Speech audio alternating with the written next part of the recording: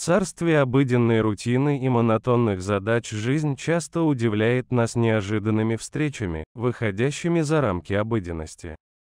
Когда мойщик окон приближался к кульминации своей тяжелой работы, непредвиденный поворот судьбы свел его лицом к лицу с крошечным чудом в виде херувима. С последними лучами солнечного света, освещающими их общее пространство и встречу, наступил важный момент, который навсегда запечатлеется в анналах их жизней. Среди возвышающихся сооружений и приглушенного шепота городского пейзажа разворачивалось сближение миров, сближение, которое могло изменить перспективы, зажечь искру связи и напомнить всем нам о необычайной силе, заключенной в простейших встречах. В этом замечательном свидании между усталым работником и невинной душой раскрывается ткань возможностей, манящая нас исследовать очарование, скрытое в самых неожиданных моментах. Мойщик окон закончил свою работу, но в какой-то момент он сталкивается лицом к лицу с ребенком. Он скорчил забавную рожицу, надеясь, что малыш улыбнется, однако ребенок делает нечто, что его совершенно удивляет. Продолжайте наблюдать, чтобы увидеть удивительное поведение вашего ребенка. Крис мыл окна на 18-м этаже большого жилого здания, когда столкнулся с чем-то странным. Он взглянул на один из блоков и увидел, что в конце комнаты кто-то движется. Он открыл пузырь и увидел маленького мальчика, которому было меньше года, ползущего к нему. Ребенок остановился в нескольких сантиметрах от стекла. Он выглядел немного подавленным, поэтому Крис скорчил несколько глупых рожиц, чтобы рассмешить его.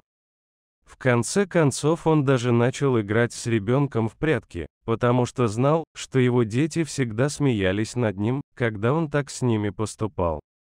Однако на лице ребенка не было даже намека на улыбку.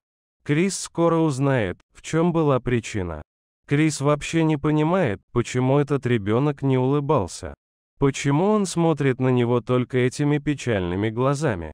Мойщик окон не хотел, чтобы ребенку было так грустно, он даже видел, как ребенок вытирал слезы. Крис решил попробовать что-нибудь еще, чтобы рассмешить его глупых лиц было недостаточно. Но как только Крис собрался начать шоу, кто-то внезапно вошел в комнату. Большой черный кот подошел к окну, положил лапы на стекло и громко мяукнул. Крис любит кошек, поэтому он был очень взволнован этим. Однако он понял, что его присутствие беспокоит детей и кошку. Поэтому Крис решил быстро вымыть окно и переехать в другое место.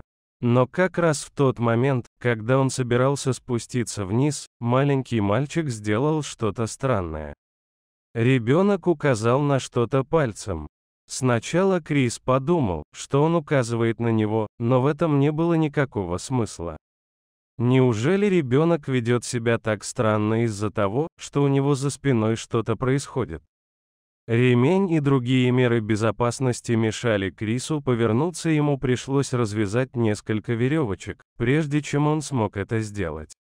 Но когда ему это удалось, он огляделся вокруг и был потрясен. Я думаю, это шутка. Крис увидел кошку на краю террасы, откуда не было выхода. Для него это было большим потрясением, возможно, именно это привлекло внимание мальчика.